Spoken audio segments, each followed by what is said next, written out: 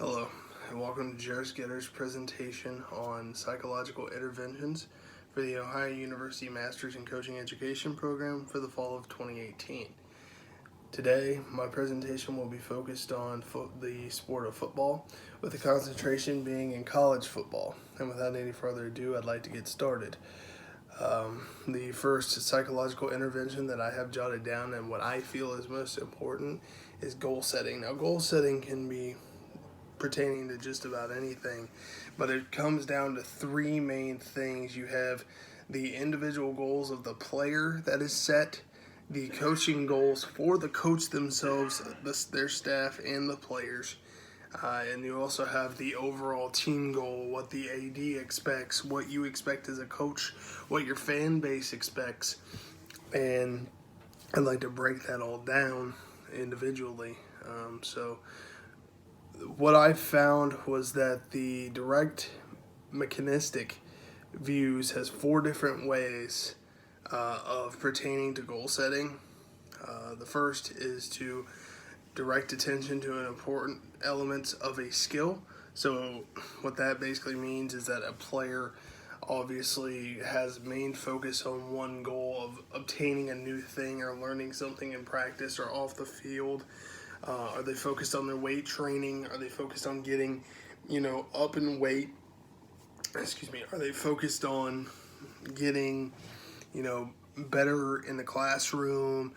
Are they focused on, learning new routes as the quarterback, building relationships with their wide receivers? That way, when game time comes, they have a better understanding of where each other's going to be, and they have that connection as the defense, figuring out where they're supposed to be on each play, what gaps they're supposed to be assigned to.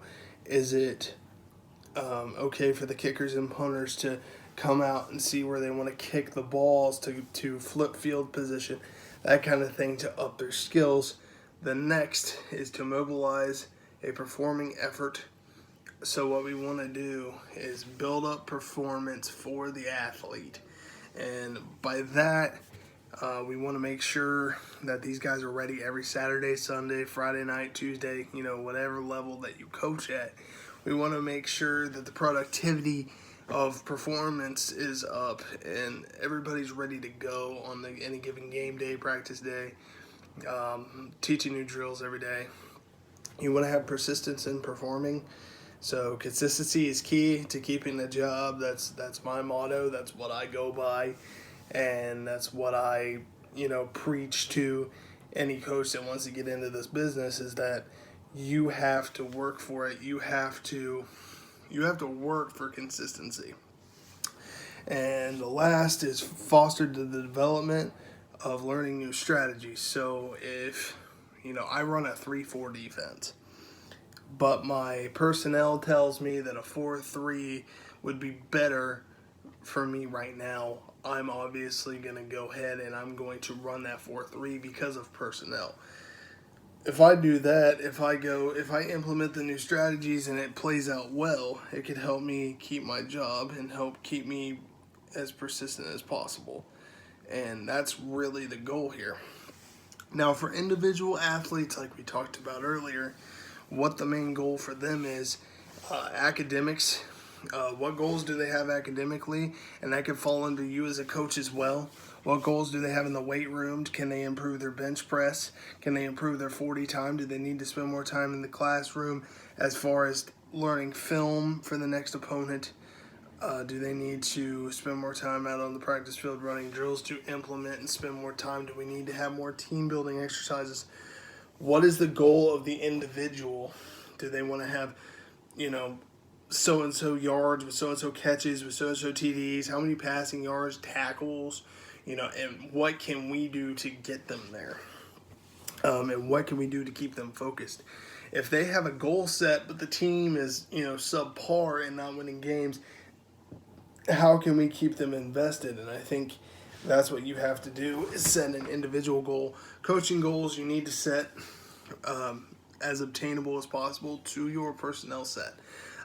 What do you have? What do you have right now that you could preach to the team to say, hey, we're playing so and so, and they are actually a little bit better than you, but here's what we can do to boost the morale up and keep that psychological ploy in to make them believe that they can compete with whomever and play well. And that's what we want to preach, and that's what we want to prove on game days, is that you can come out here and you can be victorious, and preparation is key, and it's 90% mental. I think coaching goals, coaching goals for me as a defensive coordinator was to so-and-so get so-and-so tackles, allow so much fewer yards. Coaching goals are different because you, as a coach, just want to win. Like, I think you just want to win games. I think that's what it comes down to. And when we see that, and when we look at what we have, we just want to come down to winning, and all that matters is winning championships. And that's not the case. We have to be worried about academia. We have to goal set academics for our kids.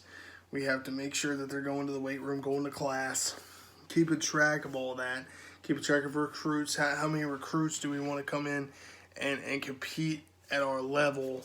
Who do we want to grab, put it on the base, and that's the goal for us. How many recruits do we want per year? How many recruits do we want to come in and play for us for that year? Do we want 20, 40, 35? It just depends.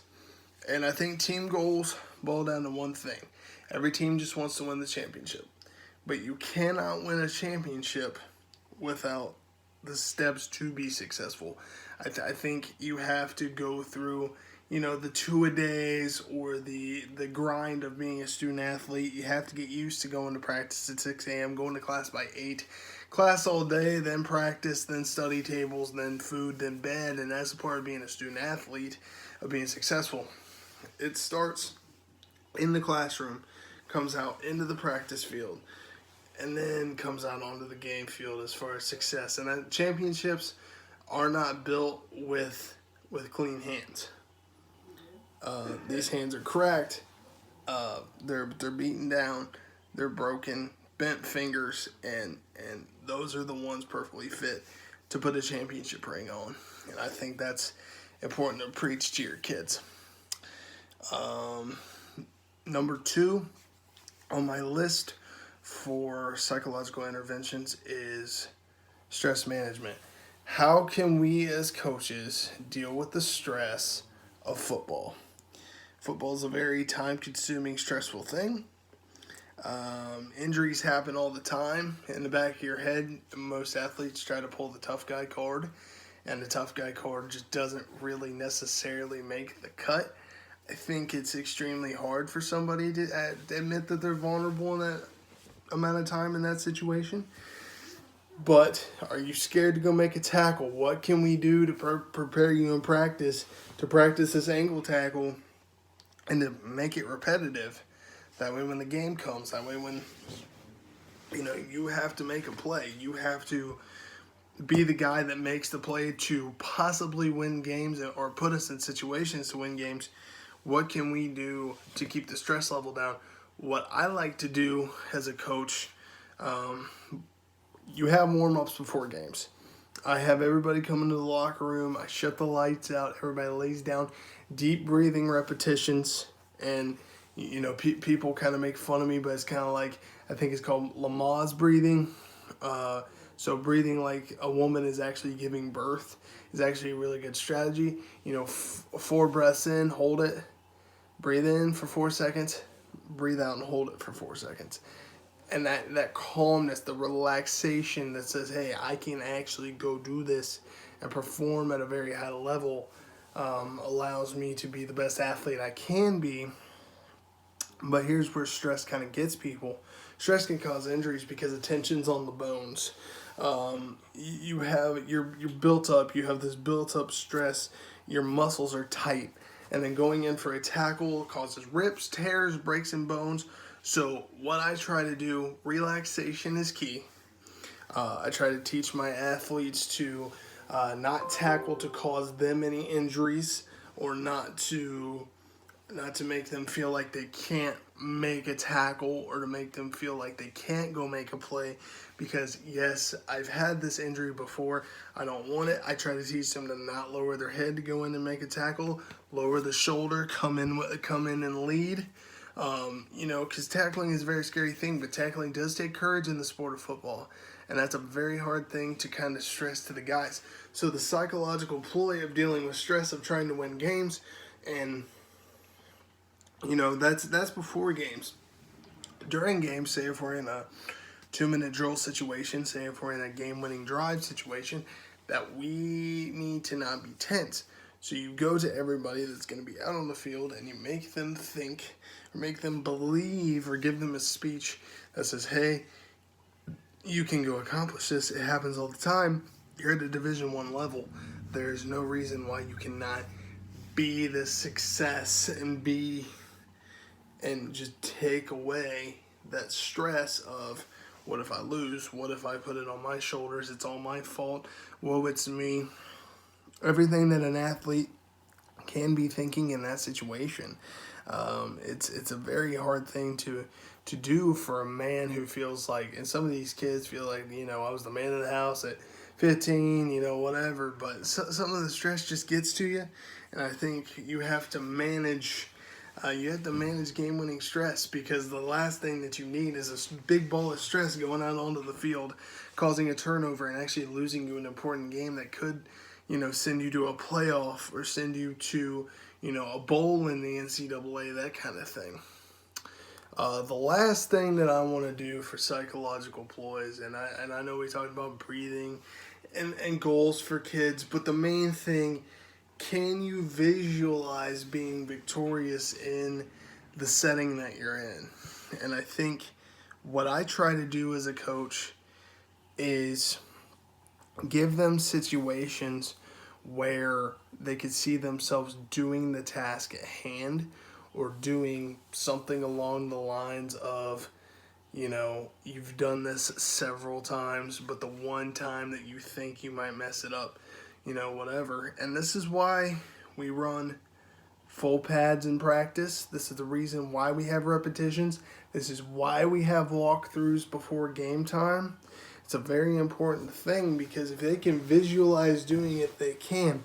I worked with the defensive side of the ball at Earlham College, and one thing that I've always taught my kids is, if you could see yourself making a tackle, making the proper tackle, the proper contact, not illegal, not causing a flag, and just tackling the right way for safety purposes, then you will make a tackle in game on that split decision. The game is so fast paced and so upbeat, and that's where the confidence comes in. That's where the stress comes in. I guess we could combine stress and visualization here, is that if they can't see themselves doing it, they'll stress themselves out and cause injury to them or another athlete on the opposing side. So like I said beforehand, this is why we run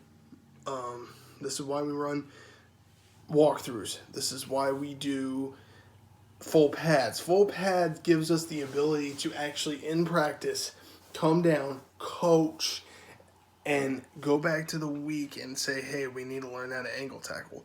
Hey, we need to learn how to establish how we can tuck and roll out of a tackle to avoid these neck, shoulder, arm, and back injuries. We need to be able to say, hey, this is what we're going to do. Can you visualize making this tackle? Can you visualize yourself tucking and rolling? I think all those added up, when you put it in the practice plan, when you walk through it so many times and you actually coach it up, I think when it comes to a full speed game, the mind pertains and the visualization pertains to the kids to not stress out about it and to actually go make the play, which can make or break a game for any team. Now, same goes for the offense, same goes for kickers. Kickers stress out because and you see this in the NFL this year. I just watched Pittsburgh Steelers-Oakland Raiders game where the kicker missed a 32-yard field goal. Multi-million-dollar a year, that's a chip shot, but the stress and the overwhelming, you have to visualize yourself making the kick. And I think that's why we have, stress tests in practice. And I know I have all this noise going into practice and how loud practice cadence calls. Like, get the stress down, visualize yourself in the moment, have their mind set to where they're calm in practice. That way when we get to a game, they can make kicks, they can make tackles, they can make those throws to get scores. Running backs know where to go, defense knows where to be for gap assignments and alignments. And I think all of that boils into, visualizing it and the stress of it all. And I think, and even that comes back to your setting your goals as well. So I want to thank you for watching my video. Yeah, thank you for your time.